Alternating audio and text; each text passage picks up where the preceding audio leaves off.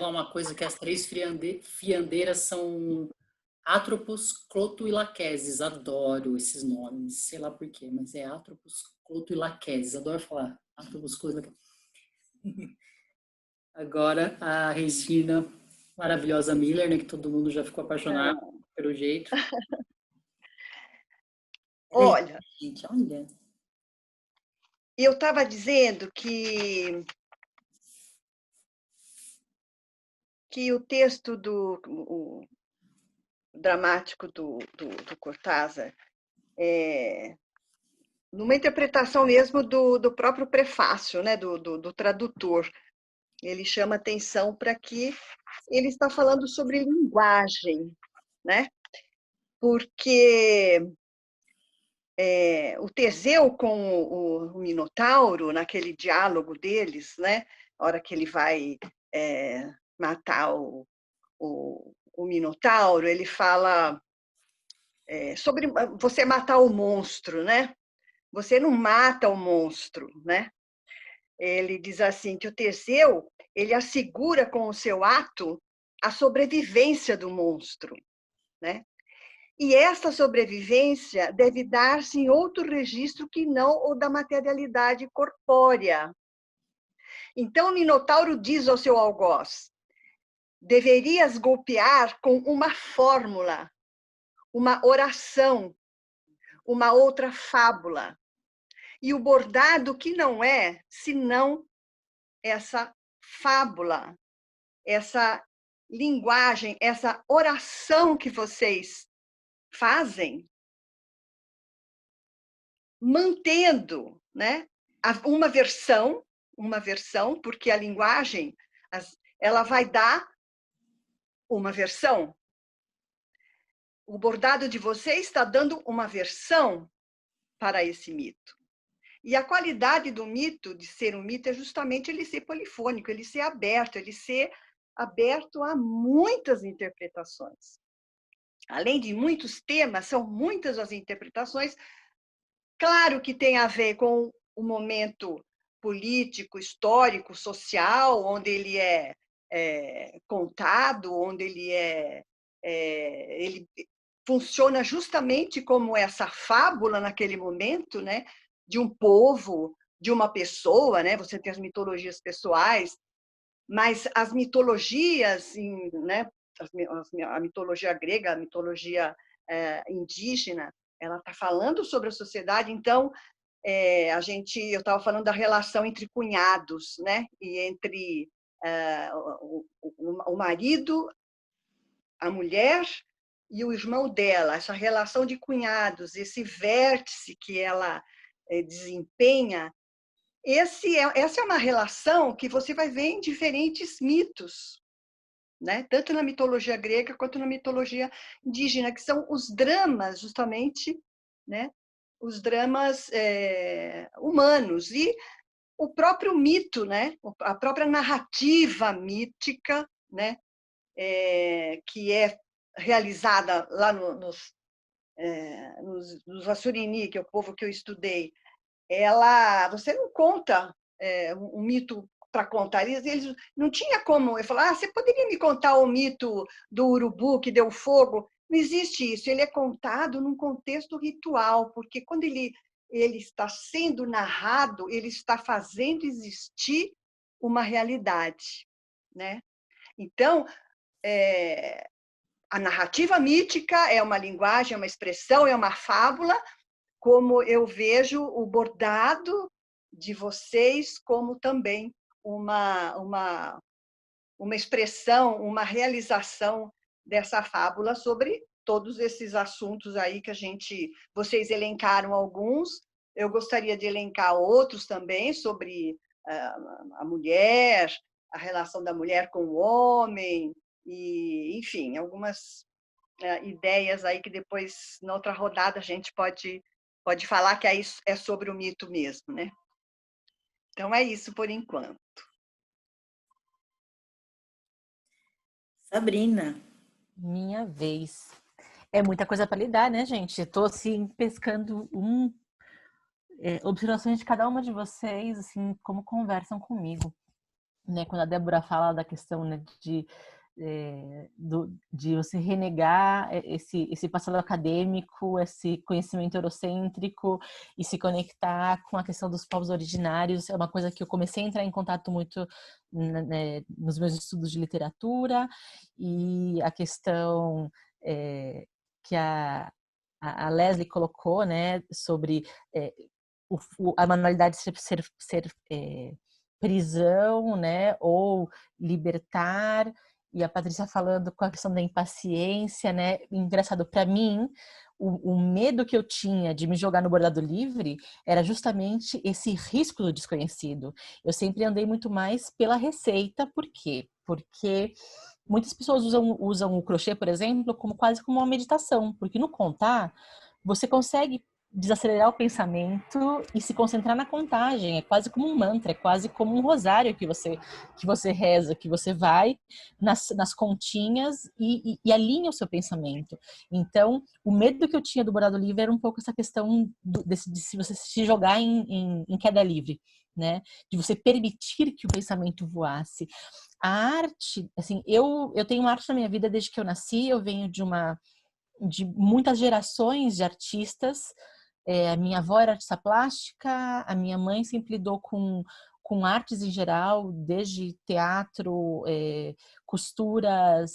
Minha avó, por parte de mãe, também mexia com artes plásticas. O meu avô era engenheiro químico, mas ele era engenheiro químico de tintas e tocava violino. Então, assim, eu sempre estive muito imersa nessa questão da arte.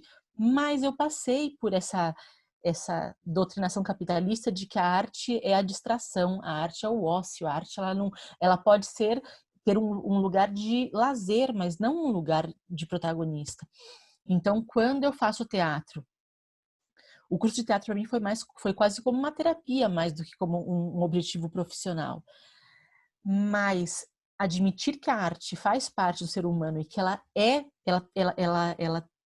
faz parte, é uma parte que a gente não consegue dividir, que quando a gente divide, quando se separa da arte, a gente adoece, né? A gente não fica bem, porque a realidade que foi construída por essa sociedade patriarcal, por essa sociedade capitalista, ela não se sustenta sem a arte. Até o século XIX, ainda tinha espaço para poesia. Até o século XIX, ainda existia a arte como um momento social, mas um momento social real. As pessoas conviviam e viviam isso. E quando a indústria começa a precisar de engrenagens, a arte ela acaba perdendo todo o sentido e toda a presença na vida das pessoas. Então, assim, uma coisa que eu tenho ouvido muito em muitas reflexões de filósofos, de astrólogos, de pessoas espiritualizadas ou não, é que nesse momento de pandemia, o que a gente precisa? É arte e espiritualidade, é um encontro consigo mesmo, é a sobrevivência. Em que momento? Em que momento que nós precisamos de saúde mental. Então, muita gente está buscando arte, muita gente está buscando esse espaço de se reencontrar. Então, um dos setores que mais está sofrendo na pandemia é o setor artístico, mas quem é que está mantendo a sanidade mental das pessoas? São os filmes, são os vídeos, são as peças que estão sendo transmitidas online. Então, é muito... Chega a doer de tão irônico que o mundo precise parar para a gente entender que a gente não pode viver sem arte, que a gente não pode viver sem isso. E a Leslie estava falando na questão do concretizar, né, de trazer para o concreto. Eu comecei terapia muito cedo e uma das coisas que mais me trazia essa sensação, essa presença do agora, era a transmutação, transformar o fio numa peça, transformar os ingredientes num bolo. Essa transmutação é que traz essa sensação da presença. Então, gente, é muita coisa. Então, assim, eu sempre estive cercada de arte. Eu nasci num ambiente muito privilegiado em termos de patrimônio cultural mesmo, pela minha família ser multicultural e tudo. Então, eu não vivi sem arte. Mas eu me anulei para a arte durante um tempo, início de casamento, primeiros filhos. Então, sim, eu passei por um momento, por um hiato, em que esse distanciamento me fez mal. Não continuar. Gente, é uma coisa, a gente tem um tempo de gravação possível para fazer a edição. E a gente já extrapolou, como é óbvio. Isso aqui tinha que virar Bill Morris e Joseph Campbell, eu lá naquele sítio ser entrevistado, depois virar o Poder do Mito, horas de gravação. Eu acho, inclusive, estou sendo brincando, mas é verdade, porque eu fiquei... É verdade. Eu já sabia que eu ia ouvir coisas interessantíssimas de vocês, todas, de uma forma ou de outra.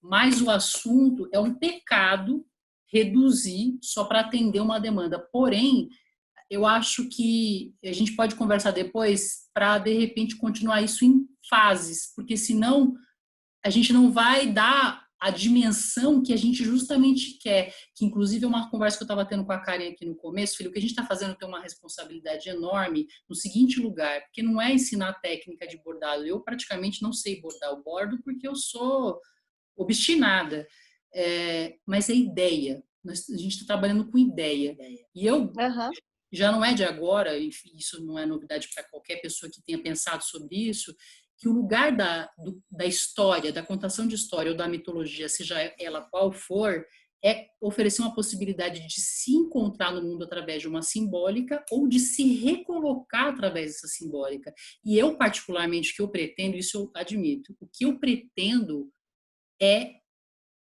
subverter aquilo que me interessa, que começa nessa história do Cortázar, porém, como mulher, né? E como ser humano, inserindo num universo que eu acho pouco criativo, é através das histórias que a gente fornece material ou acessa material de possibilidade de transformação de ações. Não é com, eu acho a narrativa estatística e a academia extremamente importantes como manutenção do conhecimento, de estruturação do conhecimento, porém a história e aí a arte fornece esse material imagético nos quais a gente se move. As transformações culturais, elas se condensam, se coagulam, né, na linguagem mágica através de símbolos e de histórias. Então, assim, não vai dar para a gente explorar tudo, nem o que a gente falou aqui. Então, eu sugiro que, para a gente poder... Não era essa a ideia, mas é que ficou realmente muito longo, embora esteja muito bom, e eu sugiro que a gente coloque inteiro no YouTube, fora a versão que a gente vai fazer pro Instagram, porque eu acho que é de muito proveito, inclusive. Eu acho que a gente devia pular direto para a questão do abandono da Ariadne, ou linkar entre ela oferecer o fio e o abandono, para poder, eu não sei, é uma sugestão. Porque eu acho que para falarmos do abandono, a gente tem que falar do fio. Acho que uma coisa vai estar... Então, mas aí vai estar implícito. Mas, ela ofereceu o fio e depois ser abandonada. Porque as outras questões a gente pode ou marcar um outro encontro, se vocês quiserem achar pertinente, tiver a vontade para fazer isso. Vontade e a vontade para fazer isso. Porque realmente, eu brinquei, mas é isso. Dava Bill Morris e escreveu o novo Poder do Mito do bordado com as mulheres, as pessoas que estão aqui. Então, deixa só... Eu sei que nós falamos que não íamos fazer a pergunta, mas eu estou achando muito pertinente fazer essa pergunta agora para ficar bem claro, para direcionarmos essa conversa. A pergunta, que é a terceira, é sobre a história do Minotauro, quando Ariadne oferece a Teseu o saber, que é o fio para chegar até o Minotauro, como isso está ligado à mulher como suporte ao masculino, seja ele esposo, namorado, enfim, para que ele se desenvolva em seu trabalho com mais confiança e até que ponto deixamos de nos enxergar como protagonistas de nossas próprias histórias em prol ao outro? Essa é uma pergunta que dá É muita coisa, mas eu queria que vocês falassem um pouco da visão, a versão de vocês sobre isso, a visão.